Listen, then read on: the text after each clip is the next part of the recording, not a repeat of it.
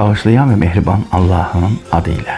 Əziz müsəlmanlar, bugün Peyğəmbərimizin nəvəsi Hz. İmam Hüseyin əleyhissalamın böyük oğlu Əli Əkbər ağanın mövlud günüdür.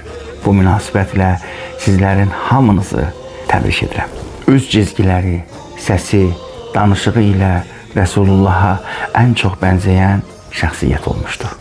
Belə ki, hər kəs Əli Əkbərə nəzər saldıqda Peyğəmbəri xatırlayar. Onun simasında Peyğəmbər sevgisini tapardı. Cəsarəti, aslan kimi döyüşməsi, döyüşlərdə qəhrəmanlıq göstərməsi dillər əzbəridir.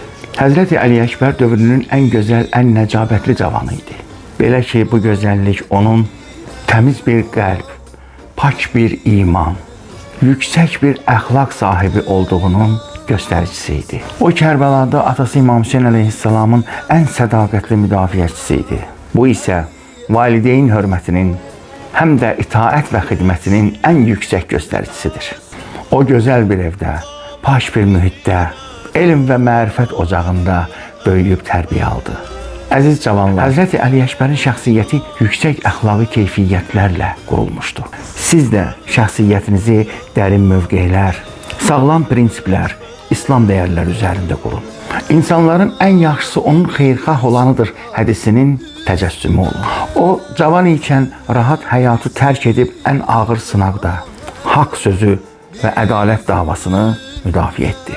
Siz də öz həyatınıza yüksək məqsədlər, pak ideallar gətirin. Nə üçün yaşadığınızı dərk edin. Boş əyləncələr, mənasız məşğuliyyətlər ömrünüzü və vaxtınızı aparmasın. Peyğəmbərimiz buyurur ki, ən yaxşı cavan, ağıl və hikmətdə qocalara bənzəyən, dilində isə mətin və ciddi olan cavandır.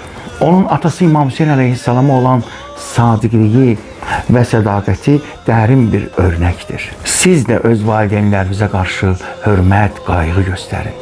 Onları gözlərinizin işığı edib ailə bağlarını daha da möhkəmləndirin. Peyğəmbərimizin valideynlərinizin üzünə baxıb onlarla yaxşı rəftar edin hədisinə öz həyatınızda yaşayın.